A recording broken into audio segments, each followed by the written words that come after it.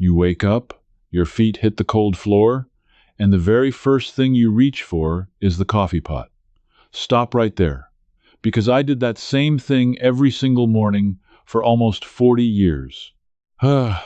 Same mug, same routine, same reach, but your stomach has been empty for 8 hours. It's been waiting, and what it actually needs first is not what anyone sells you. Here's what I found. The first thing your stomach should receive every morning is not coffee, not juice, not food. It's a glass of plain, warm water, taken a certain way, at a certain temperature, before anything else touches your lips. And people used to know this. It was written in the household books my own grandmother learned from, then it disappeared, quietly. Not because it stopped working, but because somebody figured out there was no money in a glass of warm water. The what was easy to find. The how, the exact temperature, the exact timing, the one small addition that changes everything, that took me months. It led me to a set of old sanitarium records from the early 1900s and to a home economics textbook printed in 1918 that spelled it out plain as day. And I'm going to walk you through the whole trail. Every step. It costs you nothing. You already own everything you need. No pills, no powders, no gadget. Let me tell you exactly where this started for me. It was a Saturday, 2 autumns ago, at an estate sale 3 streets over from my house. An old woman had passed, 91 years old, and the family was selling everything. I wasn't looking for anything in particular. I like old tools. But on a table in the back, under a box of chipped teacups, there was a stack of cookbooks held together with a dry rubber band that snapped the second I touched it. The bottom one was a cooking school book, water-stained, the spine barely holding, and on the inside cover, in pencil in a shaky old hand, someone had written a note to herself. It said, "Warm water first, every morning. Never forget again." Never forget again. That line stuck in me like a splinter. What had she forgotten? And why did it matter enough for a grown woman to write herself a warning in the front of a book she'd probably owned for 60 years? I paid $2 for the whole stack, and that little pencil note started a search that changed how I start every single day of my life. Now let me tell you the first thing I learned, because it flips something you've believed your whole life. You think you wake up rested. You don't. You wake up dried out. Think about it honestly. You just went 7, 8, 9 hours without a single sip of water. The longest stretch of your entire day without a drink happens while you're asleep. And the whole time you're still breathing out moisture, still sweating a little under the blankets. Your body still running every quiet repair job it does at night. You lose close to a full cup of water just through breathing overnight. More if you snore. More if the room is dry. So when you open your eyes, your body isn't full. It's running low. Your blood is a little thicker. Your stomach lining is dry. Everything inside you is asking for water before it asks for anything else. And what do most of us do? We pour a hot, bitter drink that actually pulls more water out of us. We hand a dehydrated body something that dehydrates it further. And then we wonder why the morning feels so hard to get moving. I found this spelled out in a home economics textbook from 1918, written for young women learning to run a household. It said, and I'm reading it close to word for word, that the body has fasted through the night, and the first office of the morning is to relieve that fast with a draught of water, warm, taken slowly, before the meal. The first office of the morning, they called it a duty. A chore you did before you did anything else, like opening the curtains. 100 years ago, this was as normal as brushing your teeth. Nobody thought it was special. It was just what a sensible person did. So here's my first question, the one that kept me up. If this was common knowledge printed in school books, taught to every young homemaker in the country, how did it vanish so completely that not one person I know does it today? Somebody, somewhere, profited from us forgetting. I didn't know who yet, but the note in that old book told me the forgetting was real, and it bothered that woman enough to warn herself in pencil. But knowing to drink water wasn't the answer. Not even close. Because the next thing I found changed everything. And it's the part almost everybody gets wrong, even when they try. It's not just water, it's the temperature of the water. And this is where the trail got interesting. See, when I first read that old textbook, I did the obvious thing. I started drinking a glass of water in the morning. Cold water straight from the tap, because that's what felt refreshing. And honestly, I didn't notice much. A week went by. Nothing changed. I almost gave up and decided the whole thing was just old-fashioned nonsense. Then I went back and read the line again. Warm. Taken slowly. I'd skipped right over that word. Warm. So I started digging into why the temperature would matter, and that search led me somewhere I did not expect. It led me to a place called the Battle Creek Sanitarium in Michigan, run by a doctor named John Harvey Kellogg. Yes, that Kellogg, the same family name on the cereal box. But before the cereal, this man ran one of the most famous health institutions in America from the 1870s right into the early 1900s. Presidents went there, business tycoons went there, movie stars went there, and one of the plainest, most repeated instructions at that place was this. Every morning, on an empty stomach, before breakfast, you drink water that is warm, not hot, not cold. Warm, close to the temperature of your own body. Kellogg had a reason, and once I understood it, I couldn't unsee it. Cold water hits your empty stomach and your body has to spend energy warming it up before it can do anything useful with it. It's a small shock. Your stomach actually tightens against the cold. But warm water, close to body temperature, slides in and gets to work immediately. It relaxes the stomach instead of shocking it. It gets absorbed faster. It gently wakes up the whole digestive tract, like warm water loosening a stiff hinge. The old-timers described it as washing the stomach, rinsing out the night, getting everything soft and moving before you asked it to handle food. So I switched. Cold water out, warm water in. And within about 4 days, I noticed something I hadn't felt in years. The morning heaviness was gone. That sluggish, foggy, don't talk to me feeling I always blamed on age just wasn't there. I was going to the bathroom regular, like clockwork, in a way I honestly hadn't since I was young. That's when I stopped thinking this was a cute old habit and started thinking somebody had robbed us of something that actually worked. Because here's what struck me. The warm water costs nothing. It works better than the cold. And yet every single thing marketed to us for morning energy is the exact opposite. Cold, bottled drinks. Iced coffee. Chilled juice with a label sweating in the cooler. Everything the modern world sells you for the morning is cold, and it's cold on purpose. Because cold sells and cold looks refreshing on a commercial. The thing that actually helps your body is a mug of warm water that nobody can put a brand on. But I still had a problem. I could feel it working, sure, but feelings aren't proof. I'm a skeptic by nature. I kept thinking, maybe it's in my head. Maybe I just want it to work because I found that note. So I went looking for hard numbers, and the next part of the trail is where I found them. Now, I know exactly what some of you are thinking right now, and I want to speak to you directly, because you're the person I made this for. You're thinking, this sounds like a lot of fuss. You're thinking you don't have time in the morning to be heating up water and sipping it slow like you're at some fancy spa. You've got a job, or grandkids, or a bad hip, or all three. You're thinking this is one of those routines that only works for people with nothing but time on their hands. I hear you. So let me make this dead simple. Right now, with only what you already have in your kitchen.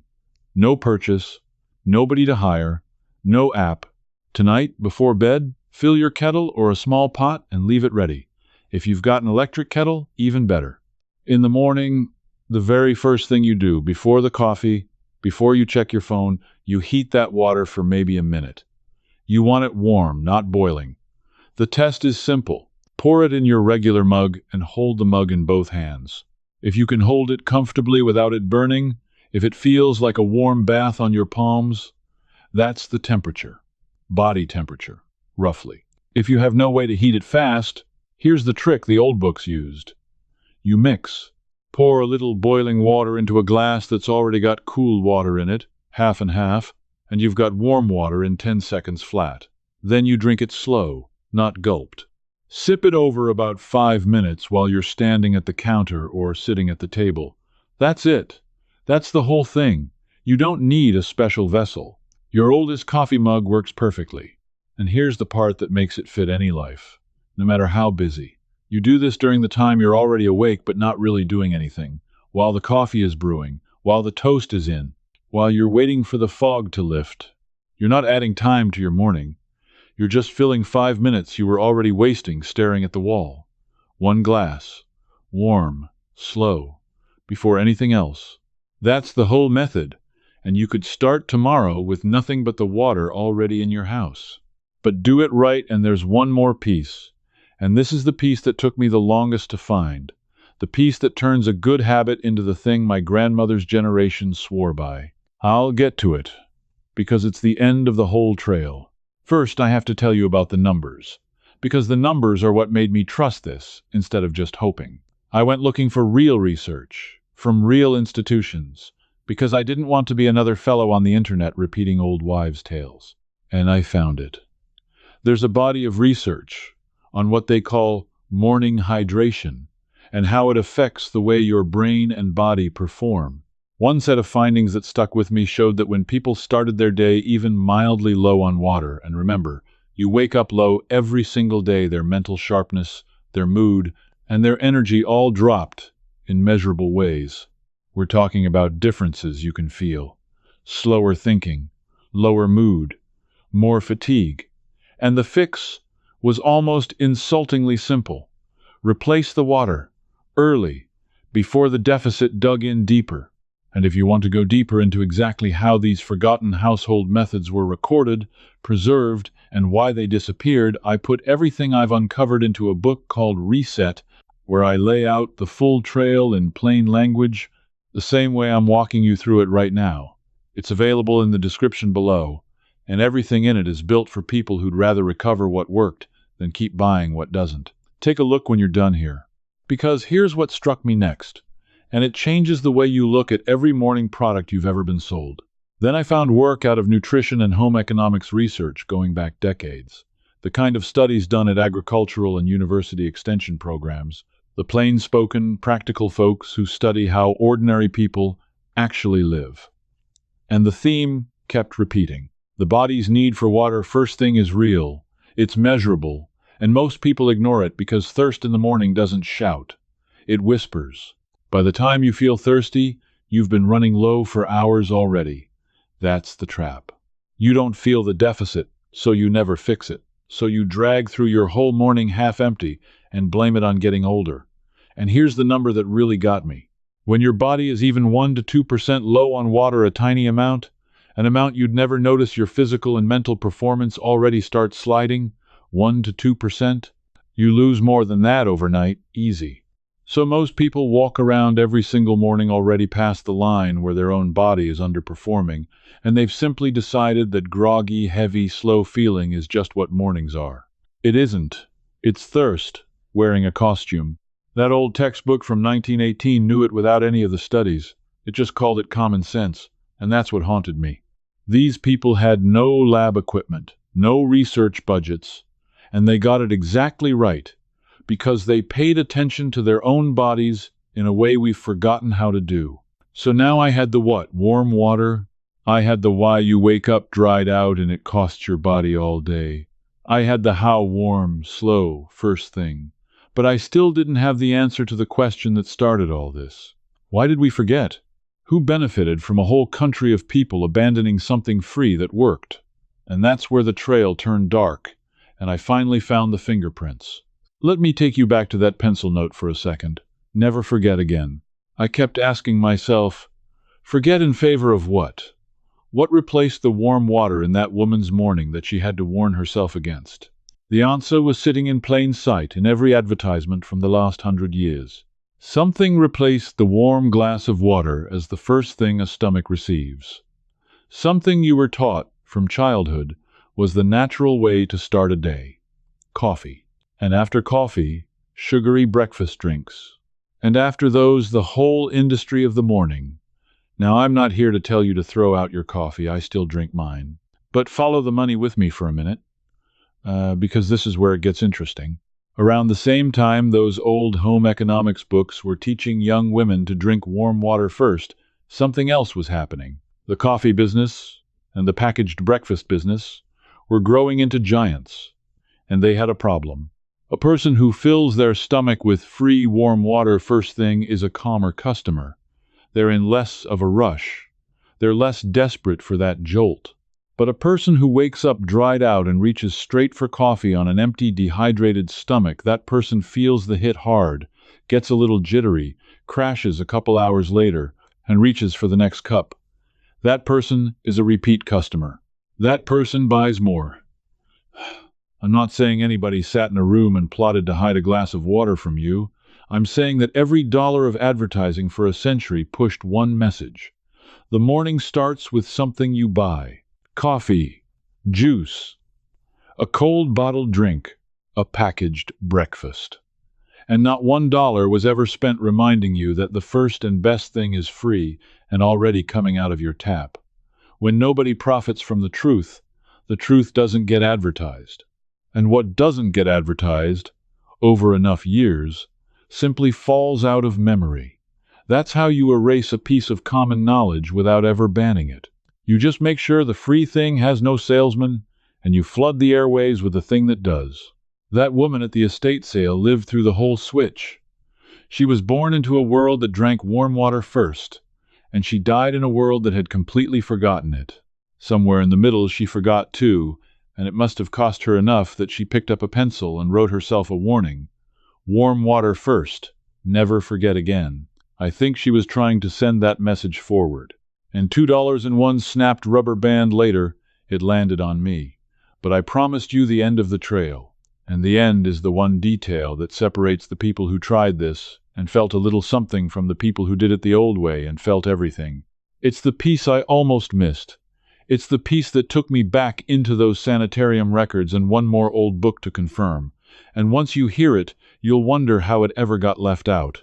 Here it is. The full answer. The thing at the end of the search, plain warm water is good. But the way the old-timers did it, the way it was written in the household manuals before the switch, was warm water with the smallest pinch of real salt dissolved in it. Not enough to taste salty. Just a few grains. A pinch you could barely see, stirred into the glass until it vanished. Now, before you shake your head, let me tell you why. Because this is the part that clicked everything into place for me. When you drink plain water on a bone-dry morning body, a lot of it rushes right through you. It goes in one end and heads for the other before your body can really hold on to it and put it to work. But your body doesn't just run on water. It runs on water plus a little bit of mineral salt in the right balance. That's what your blood is. That's what every cell is bathed in. That tiny pinch of salt is what lets the water actually get absorbed and stay in you instead of running straight through. The salt is the key that unlocks the water into your body. This is not new. This is old. This is the oldest thing there is. Every traditional culture that lived in a hot or hard-working place knew that plain water alone wasn't enough. They added a little salt. Working folks in the fields did it. Old sailors did it. And the health institutions of 100 years ago wrote it into their morning routines. I found it confirmed in the same trail that led me to the sanitarium. The instruction, in the old practical texts, wasn't just water. In hot weather, or for a person feeling run down and dragging, it was water with a small quantity of common salt, taken warm, in the morning, on the empty stomach. A pinch. That's all. And it changes plain water from something that passes through you into something that actually rehydrates you deep down, the way a full night of good sleep is supposed to but never quite does anymore. So here's exactly what you do this weekend. You don't need to buy a thing. You already have salt in your kitchen. Tomorrow morning, before the coffee, before the phone, before food, you heat your water to that warm, hold-it-in-your-hands temperature. You take a pinch of salt, just a few grains between your fingers, less than you'd put on a single egg, and you stir it into the glass until you can't see it anymore. It should not taste salty. If it tastes salty, you use too much. Cut it way back. It should taste almost like nothing, maybe just a hair softer than plain water. Then you sip it slow, over 5 minutes, standing in your quiet kitchen while the world is still waking up. That's it. That's the whole thing my grandmother's generation knew and ours forgot. Warm water, a hidden pinch of salt, sipped slow, before anything else your stomach receives all day. I have been doing it every morning for 2 autumns now, since the day that rubber band snapped. And I'm telling you, the mornings don't feel like they used to. The fog lifts faster. The heaviness is gone. My body feels like it actually got the reset it was supposed to get from sleeping. And it costs me nothing.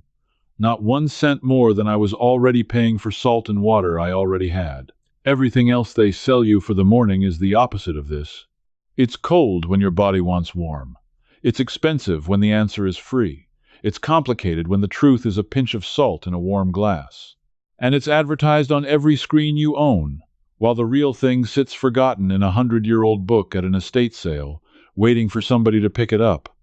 Well, now you've picked it up. Here's what I want you to sit with. You were handed the end of a search that somebody spent a century making sure you'd never find, not with a lock and a band, but with silence, by making the free thing invisible and the costly thing impossible to ignore. And it survived anyway, in pencil, in an old woman's shaky handwriting, in a school book from 1918, in the plain records of a health institution that treated presidents. It survived long enough to reach you. You're the kind of person who feels it when something's off, who hears the whole world tell you the morning starts with something you buy, and quietly wonders if that's really true, or if you've just been sold a habit and told it was nature. You're the kind who'd rather do a thing with your own 2 hands and a glass from your own cupboard than pay a stranger for what your grandmother got for free. That instinct is right. Trust it. It just led you to the end of this trail. Now I want to hear from you, and I want you to actually do this, because folks like us don't speak up unless we're asked straight out. So I'm asking you straight. Tell me in the comments. When you were growing up, did anyone in your house have a morning water habit?